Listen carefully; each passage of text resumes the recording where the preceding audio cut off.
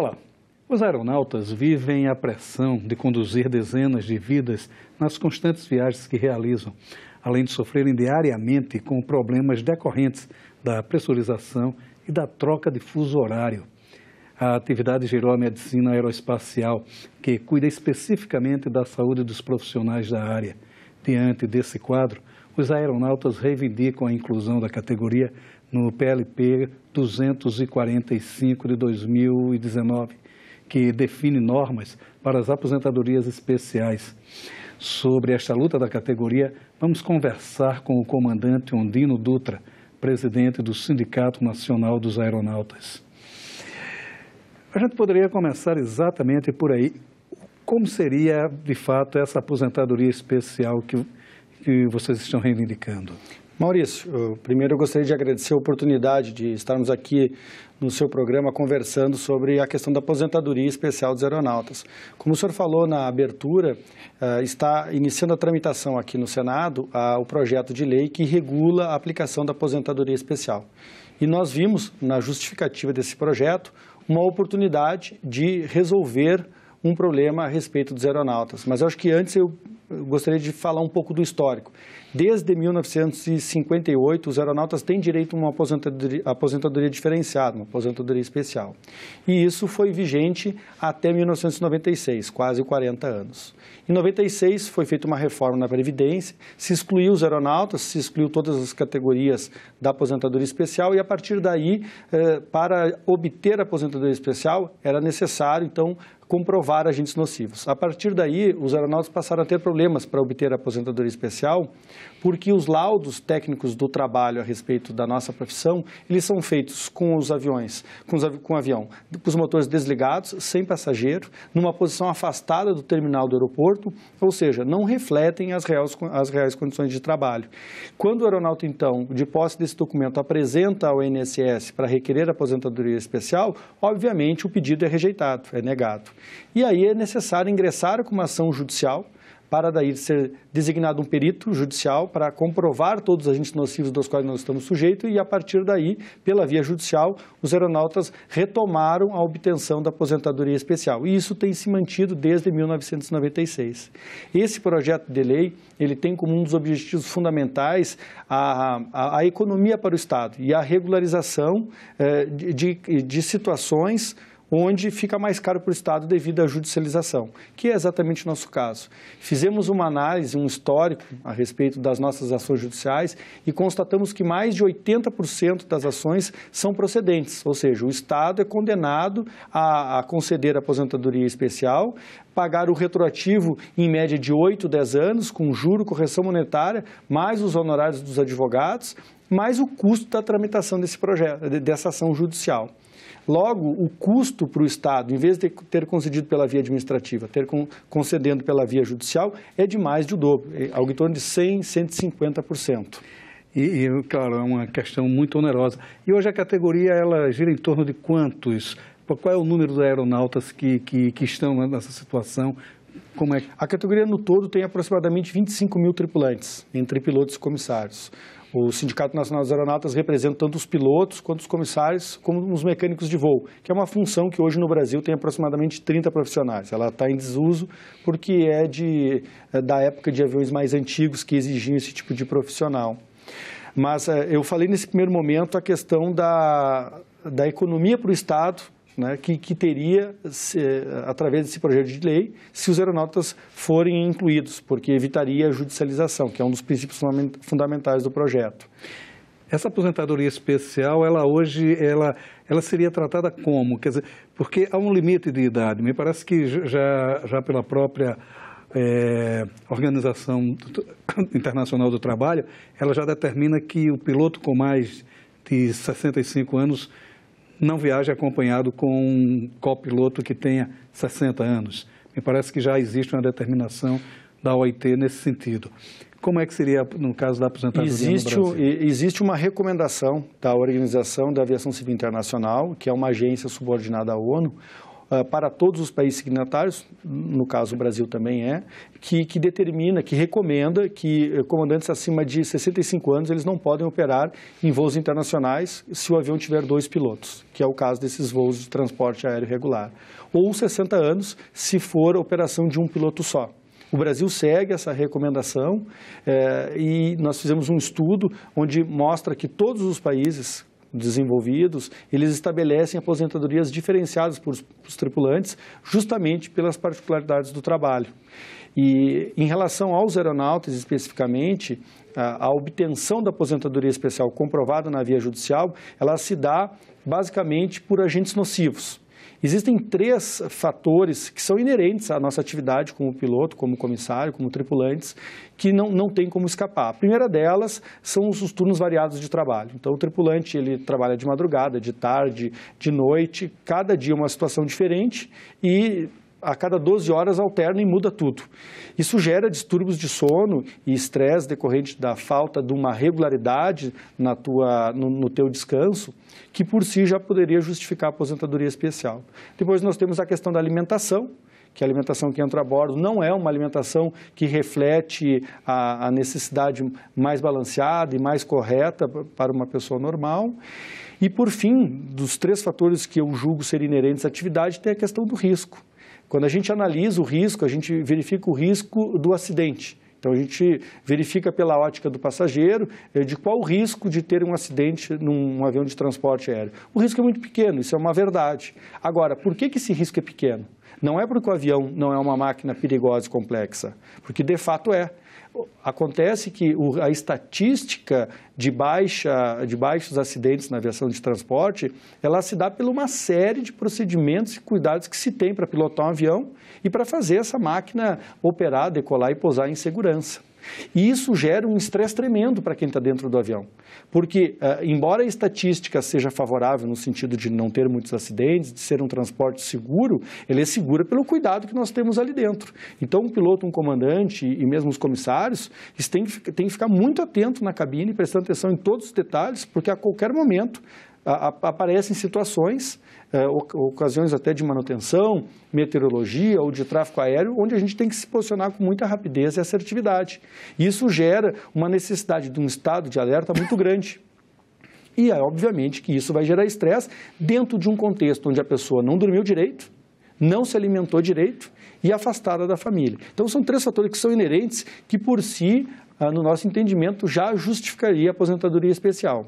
Então, para a gente entender melhor esse sistema, qual seria a idade limite para a aposentadoria do aeronauta e com quanto tempo de contribuição? Até essa reforma da Previdência, eram 25 anos sem idade mínima. 25 anos de trabalho exposto à atividade, com esses agentes nocivos, justificavam a aposentadoria especial. Mas com a reforma da Previdência que foi aprovada, passou a ter uma idade mínima de 60 anos. Então, 25 anos de contribuição dentro da atividade com esses agentes nocivos e a idade mínima de 60 anos. O que, obviamente, já houve um prejuízo, né? Porque, obviamente, a gente trabalha muito mais do que isso, né? Eu comecei, por exemplo, eu no caso, represento uma média, começo a voar com 20 anos de idade, logo eu vou trabalhar a 40 anos de idade para ter aposentadoria especial, no caso pela via judicial, e agora a gente está tentando pela via administrativa. Uma outra questão que também é muito inerente é a questão da ionização, né, dos raios que vocês estão expostos constantemente e o barulho que também, de certa forma, cria um ambiente hostil dentro da cabine. Até que ponto isso é fundamental também para a questão da saúde mesmo dos aeronautas? Exatamente, Maurício. Esses 2 fatores são os fatores que são os agentes nocivos mais importantes para justificar a aposentadoria especial. O ruído e a radiação ionizante. Sobre o ruído, é óbvio que para qualquer pessoa que entra dentro do avião, mesmo de transporte que é mais silencioso, o ruído médio está acima de 85 decibéis, que é o limite que justifica uma condição de insalubridade. Agora, a gente também temos os aviões de transporte, mas temos todos os outros segmentos da aviação. A gente pega, por exemplo, a aviação agrícola. Um avião agrícola, aquele avião para um piloto só, é extremamente barulhento, muito mais de 110, 120 decibéis constantes. Temos helicópteros, todos os aviões executivos de pequeno porte, extremamente barulhentos. Então, não é só a aviação de transporte regular de passageiro que se fala aqui, é todos os segmentos. E mesmo fora do avião, quando a gente está aguardando no aeroporto, todo mundo sabe que é um ambiente extremamente barulhento, com alocuções a todo momento. Então, o ruído por si também é um agente nocivo que justifica novamente a aposentadoria especial. Tem a radiação ionizante, que o senhor colocou muito bem, que é importante esclarecer o seguinte: quando o avião começa a subir, porque os aviões modernos atuais, eles voam em altas altitudes, começa a diminuir o efeito da camada de ozônio, que é uma camada de ar protetiva das radiações ionizantes, que são radiações que provêm do espaço, que são cancerígenos.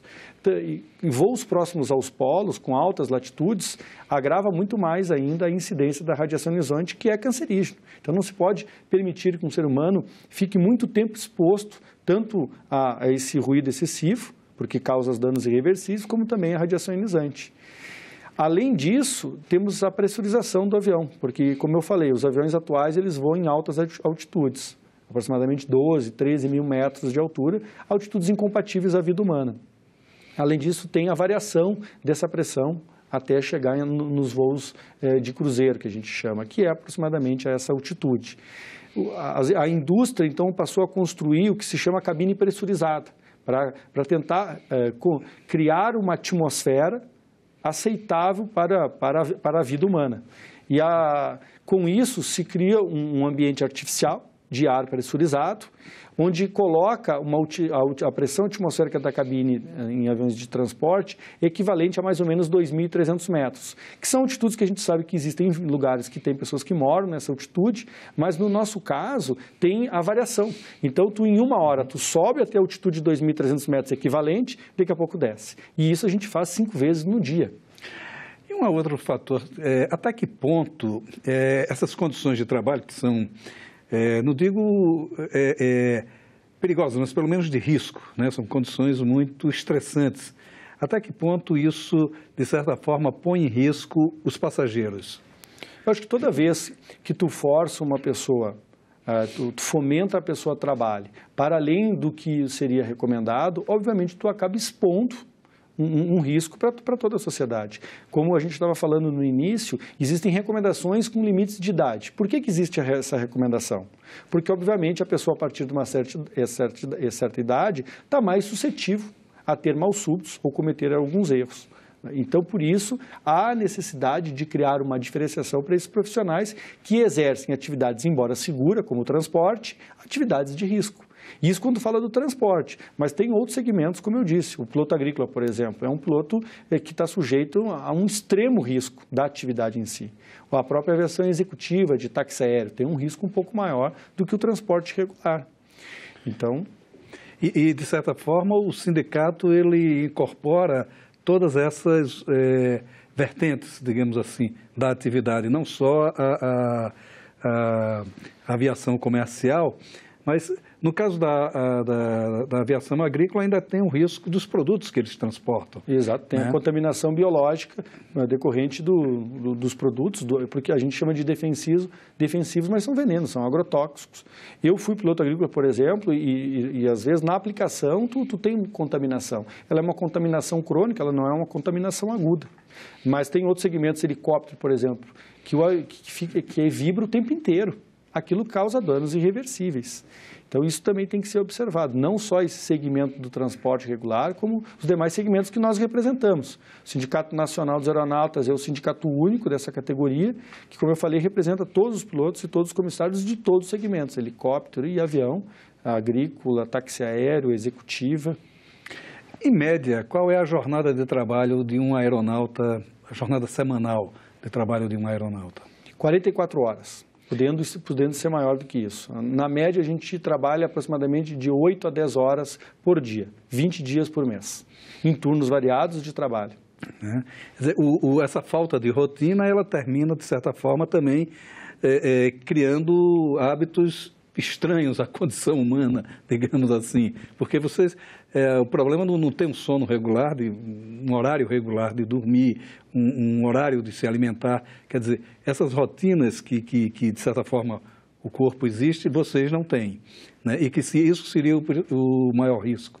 Exatamente, eu acho que isso que precisa ser observado. Eu acho que, para além da questão da aposentadoria especial, o que a gente tem que observar são as condições de trabalho desses profissionais que são responsáveis por transportar só aqui no Brasil quase 120 milhões de passageiros. Então, 16 mil tripulantes transportam 116 milhões de passageiros só na aviação regular de transporte, fora os demais segmentos.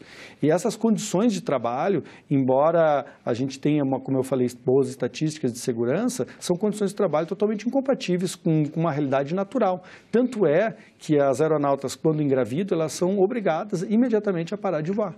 Justamente porque a condição é insalubre, pode haver abortos espontâneos, colocando em risco tanto a gestação quanto a própria mãe, né?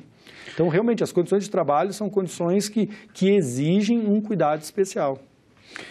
Como é que está a relação entre essas condições de trabalho aqui no Brasil com relação aos outros países? Eu lembro que recentemente houve uma migração muito grande dos aviadores, dos aeronautas do Brasil para a China, por exemplo, que estaria dando melhores condições de trabalho, me parece. Como é que está essa relação? O Brasil hoje, eu brinco que o Brasil é o maior exportador de soja, minério de ferro e piloto. Nós somos os maiores exportadores de piloto do mundo por uma questão bem simples. O nosso contrato de trabalho aqui como aviador é um dos piores contratos de trabalho do mundo em termos de remuneração e benefícios sociais. Embora a nossa legislação, que foi atualizada em 2017, legislação que regula a nossa atividade, tenha sofrido alguns avanços e possibilidade de flexibilização, colocando a nossa regulamentação pareado com as regulamentações internacionais, nós temos contratos de trabalho que são inferiores aos contratos de trabalho que são oferecidos tanto na Ásia quanto no Oriente Médio, na Europa, nos Estados Unidos e mesmo na África. Por isso que há essa diáspora em relação a voar no exterior. Aproximadamente, a gente calcula em torno de 1.000 pilotos de linha aérea hoje estão exercendo atividade fora do Brasil. Aqui no Brasil, basicamente, a gente tem 3 empresas aéreas, né? Assim, essa concentração, de certa forma, favorece esse tipo de situação que vocês vivem hoje, de um contrato, de certa forma, desfavorável? Eu acho que toda vez que há concentração de qualquer mercado, há um prejuízo, não só para os profissionais, como também para o próprio usuário. O ideal é que nós tivéssemos condições aqui no Brasil, com uma melhor infraestrutura aeroportuária, que permitisse uma maior competição e maiores oportunidades, não só de emprego, como de voos para todos. Então, o que a gente viu agora com a falência técnica da Avianca? Se perdeu uma quarta opção de voos e uma quarta opção de trabalho para a gente. Tanto é que tinha aproximadamente 1.300 tripulantes e a gente acredita que somente metade conseguiu se recolocar, o resto ainda está desempregado. E o usuário também perdeu a oportunidade de ter uma quarta opção. Um mercado mais justo, até do ponto de vista dos preços. A ANAC, de certa forma, como é que ela vê essa situação toda da aposentadoria especial, da condição de trabalho dos aeronautas? A ANAC ela não atua diretamente nas relações trabalhistas ou previdenciárias. Ela se circunscreve somente nas questões operacionais e técnicas da aviação. Então, nessa parte, a única coisa que a ANAC colocou em operação foi a recomendação da Organização da Aviação Civil Internacional para colocar esses limites para pilotos de 60 e 65 anos, porque foi uma recomendação da organização que o Brasil é signatário. Mas, em relação à aposentadoria especial, a ANAC não atua diretamente. Quem fiscaliza essa relação de trabalho, então? Como vocês estariam, de certa forma, veiculados a que tipo de fiscalização? O Sindicato Nacional dos Aeronautas é uma das entidades responsáveis pela fiscalização da nossa regulamentação. A ANAC também tem a responsabilidade de verificar jornadas de trabalho, tempos de voo e aspectos relacionados à habilitação, capacidade física. A ANAC também regula treinamentos das empresas aéreas, é a responsabilidade da ANAC, e o próprio Ministério Público do Trabalho. Então, são esses 3 entes que atuam em relação à fiscalização: Sindicato, Ministério Público do Trabalho e a ANAC, cada um dentro das suas competências. O sindicato é o que tem mais abrangência em relação aos cuidados, porque a gente vai desde a questão técnica a também a questão de relações de trabalho, CLT, lei do aeronauta e também as questões técnicas de segurança de voo, de saúde do aeronauta e de previdência. E como está a receptividade aqui no Congresso com relação às reivindicações de vocês? Eu acredito que muito boa. Nós temos hoje a apresentação de 6 emendas que defendem a nossa posição. O senador Major Olímpio apresentou uma emenda, depois temos o senador veneziano Vital do Rego, o senador Assir Gurix, o senador Isalci também apresentou uma emenda. Então, a gente está vendo, pelas conversas aqui no Senado, um entendimento favorável ao nosso pleito. Pela uma questão, Maurício, evidente, qualquer pessoa que entra no avião ou que tem experiência de acordar de madrugada para pegar um voo, fazer 2 ou 3 etapas até chegar no destino, sabe o quanto aquilo é cansativo. Tem alguns gabinetes aqui de senadores que moram no norte, que normalmente os voos daqui para Brasília, de lá para cá, para Brasília, são voos que saem de madrugada. Então, eles sabem muito bem o peso que é e o cansaço que é chegar até aqui nesses voos de madrugada. E a tripulação segue, 12 horas depois de novo, 12 horas depois de novo, e assim vai 20 dias no mês. Então, qualquer pessoa que tem o costume ou que voa 2 ou 3 vezes, consegue olhar, olha, esse ambiente aqui não é um ambiente natural. E, obviamente, tudo que não é natural tem consequências no longo prazo. Porque, como eu disse, imagine o seguinte, uma cabine que simula uma pressão atmosférica artificialmente com ar totalmente recirculado. 98% do ar que circula dentro da cabine é um ar recirculado. Então, passa por um filtro, obviamente, mas não é um ar puro. Então, tu sobe e desce em questões de minutos, né, dentro de uma atmosfera totalmente artificial, com ar recirculado, com radiação ionizante, sem dormir direito, sem se alimentar direito. E o que eu vou falar até um pouco piegas, mas o fato é que os aeronautas eles não podem amar de fato, porque a gente nunca está em casa. A gente dificilmente está com as pessoas que a gente gosta. E agora, quando aproxima para o final do ano, começa a se observar até um certo sofrimento adicional, porque parece que é o coroamento de todo esse distanciamento das pessoas que tu gosta. Tudo isso vai gerando muito estresse. E aí a segurança. Então, quando se fala de aposentadoria, eu acho que tem que dar um passo atrás. A gente não está falando só disso, a gente está falando da segurança de todas as pessoas que a gente transporta. Embora o transporte seja seguro, a premissa não deve ser essa. Não, o transporte está seguro, então vamos deixar tudo como está. Se nós tivéssemos isso por premissa na aviação, nós não teríamos os resultados de segurança que nós temos hoje, haja visto o crescimento da aviação no mundo, que cresce radicalmente, em especial nos últimos 30, 40 anos, e se lá atrás a gente tivesse adotado a premissa de, olha, é um transporte seguro e está tudo certo. Hoje, com a quantidade de avião voando ao mesmo tempo, nós vimos ter um grande acidente por dia. Então, a premissa correta não é pensar no que se a aviação hoje é segura. A premissa correta é pensar o que podemos fazer para transformar cada vez mais essa atividade mais segura. Mais segura, mais salubre e, de certa forma, a reivindicação de vocês também é econômica, né? Porque vai baratear muito para os cofres da Previdência a aprovação